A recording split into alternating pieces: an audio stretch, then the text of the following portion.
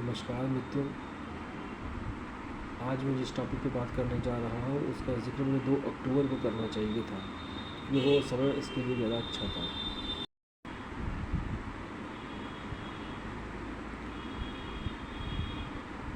आज मेरे मन में, चूँकि 2 महीने बाद नया साल आ रहा है और दीपावली का समय चल रहा है। 1 तारीख से 1 नवंबर को दीपावली है।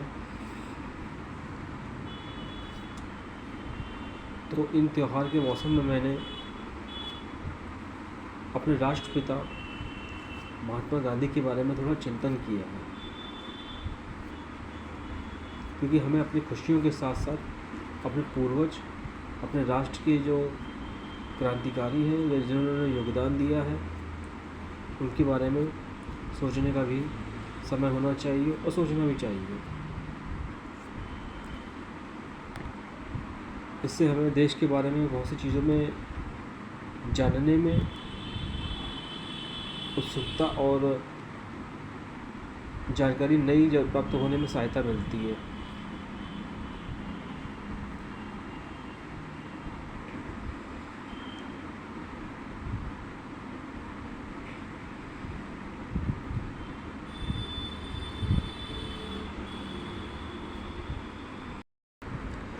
आजकल हिंदुत्व की एक लहर सी चल रही है। नए नए उम्र के लड़के राजनीति में इंटरेस्ट ले रहे हैं और जो पुराने चेहरे थे, चाहे वो पार्टियों के हों, खासकर बीजेपी या आरएसएस, उनको पदोन्नति हो गई है, क्योंकि ये कह सकते हैं कि ये हम हिंदुओं का समय आ गया है, अच्छा टाइम आ गया है। और हिंदू का मतलब है इंडिया, यानी जितने भी भारतीय हैं, जो हिंदुस्तानी हैं, हिंद के रहने वाले हैं, उनका समय आ गया है, अच्छा समय। आजकल के नौजवान धर्म के बारे में, पूजा पाठ के बारे में जानने में और क्रांतिकारियों के बारे में जानने में और देश के इतिहास, भविष्य, वर्तमान सबके बारे में रुचि ले रहे हैं। तो इन सब से जब विचार करते हैं इन सब चीज़ों के बारे में, तो हमें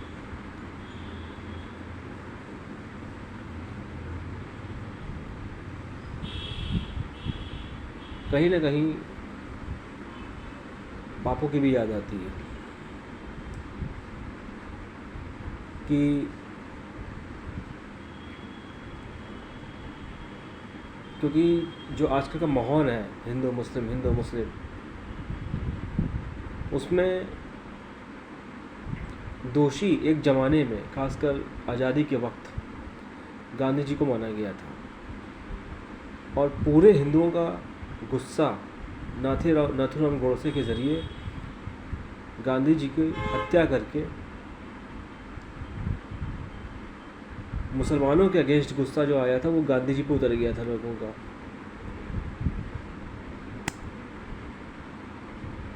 मैंने बहुत मंथन किया, 24 घंटे में टहलता रहा और मंथन करता गया। मेरे पैर में दर्द हो गया, लेकिन फिर भी मैंने आराम नहीं किया। मैंने कहा मेरे मन में जो टेंशन आ रही है गांधी जी के लिए जान के, उसके बारे में मैं और मंथन करता हूँ। तो मुझे नतीजा मिल गया, नतीजा मिला, उत्तर नहीं मिला। नतीजा मतलब एक निष्कर्ष, लेकिन निर्णय नहीं मिला। निष्कर्ष ये निकला कि सवाल ये आया जिसका जवाब शायद आप लोग दे सकते हैं कमेंट बॉक्स में, और मुझे जवाब चाहिए भी, क्योंकि मुझे जवाब मिलेंगे, सवाल आएंगे मेरे पास, तो मैं और अच्छे वीडियो बना पाऊँगा, अपनी जानकारी को और सुदृढ़ भी कर सकता हूँ मैं।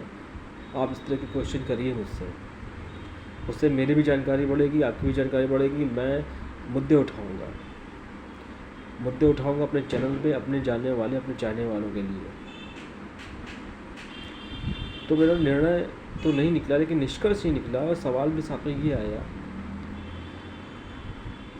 कि अगर गांधी जी की वजह से हिंदू मुस्लिम हो रहा था उनके ज़माने में, गांधी जी के ज़माने में, नाथूराम गोडसे के ज़माने में,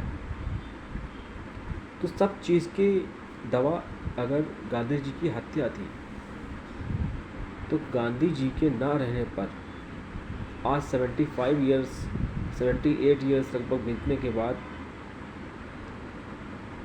लगभग 75 साल बीतने के बाद आज़ादी के, क्या हिंदू मुस्लिम एकता के लिए किसी फ़िलासफ़र जिसने डॉक्टर ऑफ फिलॉसफी पढ़ी हो, चाहे कोई भी सब्जेक्ट हो, जो बात को समझता हो, किसी भी इंजीनियर, किसी भी साइंटिस्ट, किसी भी प्रशासनिक अधिकारी, किसी भी जज, किसी भी वकील ने ये प्रश्न भी किया किसी से, या किसी के मन में भी आया होगा तो उसको जाहिर नहीं किया कि अगर गांधी जी के वध से सब कुछ होना था, सही होना था, तो 75 सालों में हिंदू मुस्लिम एकता के लिए कोई निर्णय, निष्कर्ष या मंच क्यों नहीं बना, या हिंदू और मुस्लिम की जो खाई है वो पटी क्यों नहीं।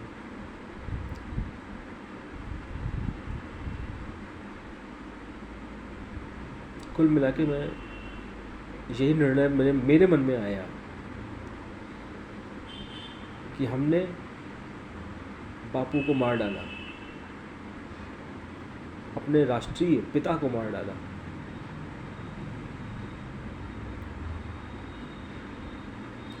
उस आदमी को जिसका नाम भारत के दर्शन में लिया जाता है, फिलॉसफी में, इंडियन फिलॉसफी में गांधी जी का नाम आता है। जो इसके स्टूडेंट हैं फिलॉसफी के, उन्हें मालूम, यानी कि उनकी टक्कर, अगर हम ये कह दें कि शंकराचार्य भी, जो आदि शंकराचार्य थे, उन्होंने इंडियन फिलॉसफी की नींव रखी, भारत दर्शन की, अपनी पूरे भारत में यात्रा करके, तो गांधी जी की तुलना कहीं ना कहीं बाकी जो आदि समाज के लोग थे, मतलब संतों के और साधुओं के ज़माने के लोग, जिस ज़माने में क्या बोलते हैं, आदि शंकराचार्य हुआ करते थे, तो उस ज़माने के जो फिलॉसफर थे, उनके साथ बैठने की योग्यता गांधी जी रखते थे। और दुनिया में जो भी आदमी दांडी आंदोलन, नमक आंदोलन, अंग्रेज़ों की पहने हुए कपड़ों की होली जलाना, इन सबको जानते हैं दुनिया भर के लोग, वो गांधी को जानते हैं कि गांधी नाम के कोई व्यक्ति थे जिन्होंने अहिंसा का पाठ पढ़ाया था पूरी दुनिया को। उनकी हत्या, हमारे बापू की हत्या खाम खां कर दी गई। एक ऐसा आदमी, मतलब मन को चोट पहुंचती ये सोच के कि जो आदमी कपड़े नहीं पहनता, सिर्फ एक धोती पहनता है, ऊपर से उसका धड़ खुला रहता है, जो कि सर्दी गर्मी बरसात झेलता है, जो साधुओं के तरीके बिना सिले हुए कपड़े पहनता है, यानी हमारे बापू, वो बहुत बुज़ुर्ग थे, उनके शरीर में कुछ दिक्कतें भी हो सकती हैं, बुढ़ापे में बहुत सी दिक्कतें होती हैं, मुंह में दांत नहीं होते, मसूड़ों से खून निकलता है, क्या पता उन्हें कोई दिक्कत भी हो, बुढ़ापे से संबंधित बीमारियां हों। क्या ऐसे संत को के शरीर में किसी नाथूराम गोडसे द्वारा पीतल शरीर में घुसेड़ देना बंदूक दाग के सही है? मन तो मेरा यही कह रहा है कि नाथूराम गोडसे को भीड़ के हवाले छोड़ना चाहिए था, उसके खिलाफ FIR नहीं होनी चाहिए थी। लेकिन ताज्जुब की बात, आज भी बहुत से लोग गांधी जी को सिर्फ एक लीडर मानते हैं, उनको पता ही नहीं है कि भारत के दर्शन में गांधी जी का नाम अंकित है, उनकी किताबें हैं, उनका नाम आता है एक बार नहीं कई बार इंडियन फिलोसफर्स के रूप में। हम भारतीय निर्णय यही निकलता है कि हम भारतीय अपने बाप के हत्यारे हैं। शायद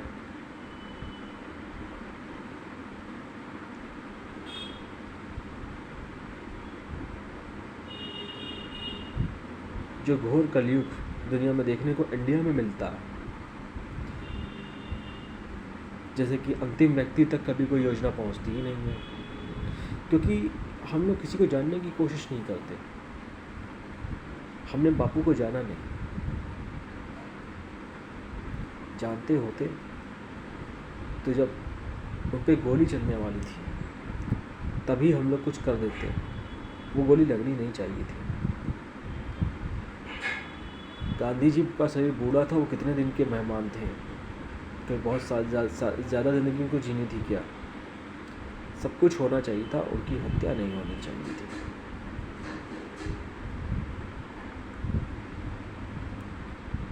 एक बुजुर्ग आदमी जिसके पास पिस्टल भी नहीं है, जो दारू नहीं पीता, जो व्यसन नहीं करता, जो अंग्रेज़ों के समान सम्मानित था, वो ऐसा वैसा आदमी नहीं था। अंग्रेज़ों के लिए उन्हें बहुत इज्जत दी। जाहिर सी बात है कि उन्होंने जो डिग्री ली होगी, जो सरकारी नौकरी करी होगी, या विदेश में जो उन्होंने लॉ की प्रैक्टिस करी होगी, वो बहुत ही अच्छे इम्प्रेशन के साथ करी होगी। क्योंकि अगर हम ये सोचें कि अंग्रेज़ लोग तो हम लोग की बेइज्जती करते थे, हम लोगों को दबा कुचल कर रखना चाहते थे, जो कि बिल्कुल झूठ है। तो ऐसे समय में हमारे किसी लीडर को तो, किसी अश्वेत को तो अंग्रेज़ों ने सम्मान दिया था, बापू कह के।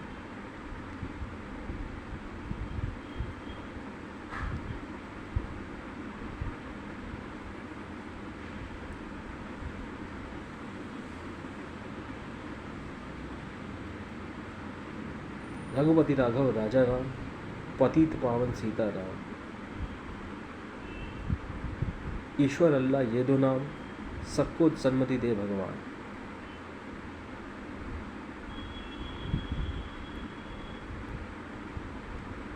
गांधी तो बस एक गद्दी लगा के बैठते थे बाबा की तरीके, बाकी उनके साथ रहना ना रहना बाकी लोगों की मर्जी के ऊपर था। सुभाष चंद्र बोस ने ये करके दिखाया था। गांधी के रास्ते को अपना रास्ता ना बता करके उन्होंने इंडियन आर्मी बनाई थी। तो जो बाकी उनके सहयोगी थे वो आज़ाद थे कि वो गांधी जी का साथ छोड़ के अपनी पार्टी बना लें या फिर कहीं और किसी और तरीके से अपना करियर संभालें।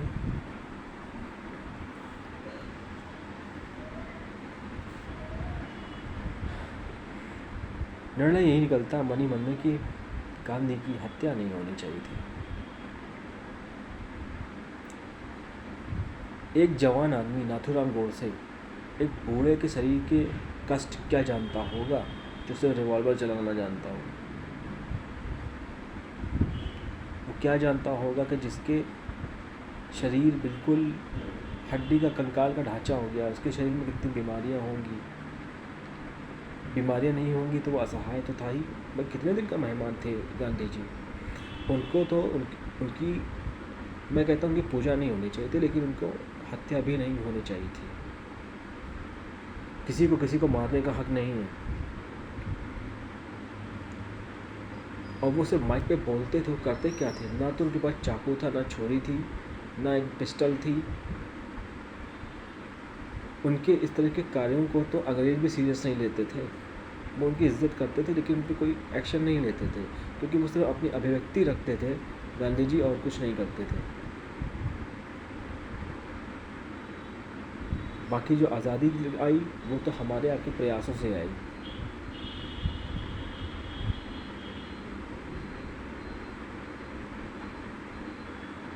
कुछ नहीं, बस ऐसे ही।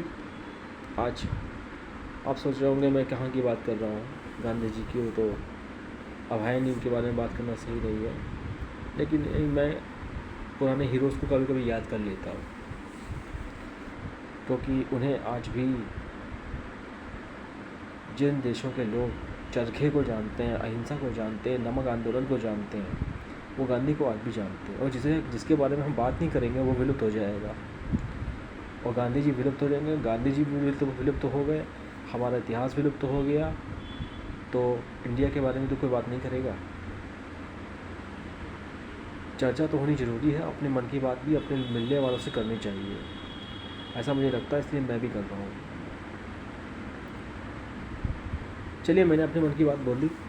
आपको इससे संबंधित कोई कमेंट करना हो तो आप करिए, लेकिन कमेंट ऐसा होना चाहिए जिसका कोई तर्क हो, जिसके आधार पर मैं अगला नया वीडियो बना सकूँ।